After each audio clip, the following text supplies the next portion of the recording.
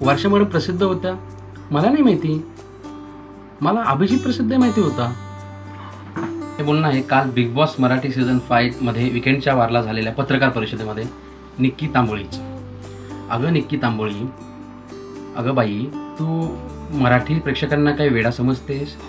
हे तुला खरंच असं वाटतं का की लोक वेडी आहेत? माणसंही ओळखता येत नाही, कोण काय बोलतोय, कितपत खोटं बोलतोय हे ओळखता येत नाही। प्रेक्षक हो, तुम्ही मला सांगा, हे खरंच असू शकतं का की निक्की तांबोळी हिला वर्षा उसगावकर ह्या कोण आहेत हे खरंच माहीत नव्हतं? वर्षा उसगावकर या महाराष्ट्रामध्ये फेमस अभिनेत्री आहेत, फेमस व्यक्तिमत्व आहे, हे निक्की तांबोळीला माहीत नव्हतं।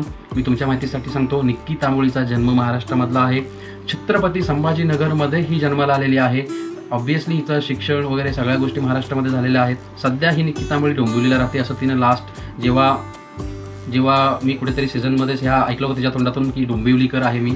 ही निक्की तांबोळी फिल्म इंडस्ट्रीला बिलॉंग करते, तर Marathi film industry, Hindi film industry शेजाऱ्याचं नातं आहे असं पण नाही। खूपच तामिळ किंवा भोजपुरी इंडस्ट्रीमधून वर्षाताई बिलॉंग्स करतात असंही नाही। त्यांनी काही चित्रपट बॉलिवूडला पण केलेले आहेत, पण मराठीमध्ये तर खूप मोठं असं त्यांचं काम आहे। आणि खरंच महाराष्ट्रामध्ये असं एक घर नसेल मराठी माणसाचं किंवा महाराष्ट्रीयन माणसाचं ज्याच्या घरी लहान 10 वर्षाच्या मुलाला जरी विचारलं वर्षा उसगावकर बाळा कोण आहेत, तरी तो सांगेल की एक प्रसिद्ध अभिनेत्री आहेत।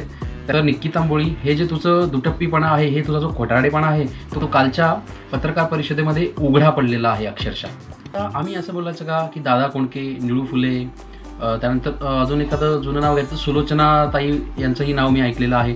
अशी बरीच नाव आहेत, जर ते तुम्ही मला सांगितली तर मी त्याला रिलेट करू शकतो की बाबा हा हे खूप प्रसिद्ध नाव आहे, ही प्रसिद्ध व्यक्ती आहे चित्रपटसृष्टीतली किंवा महाराष्ट्रातलं एक प्रसिद्ध व्यक्तिमत्व किंवा नाव आहे। तर निक्की तांबोळी अक्षरशः खोटी बोलली आहे का?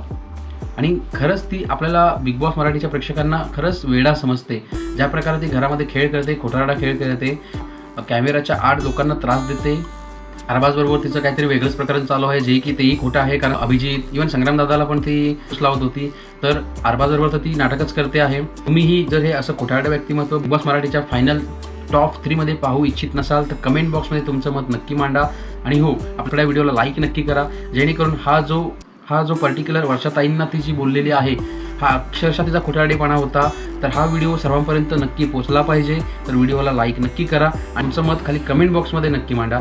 बाकी आपल्याला जे मुद्दे पटणार नाहीत त्याच्यावरती नक्की आपण असे बोलत राहणार। भेटूया पुढच्या व्हिडिओमध्ये, तोपर्यंत थँक्यू सो मच, धन्यवाद।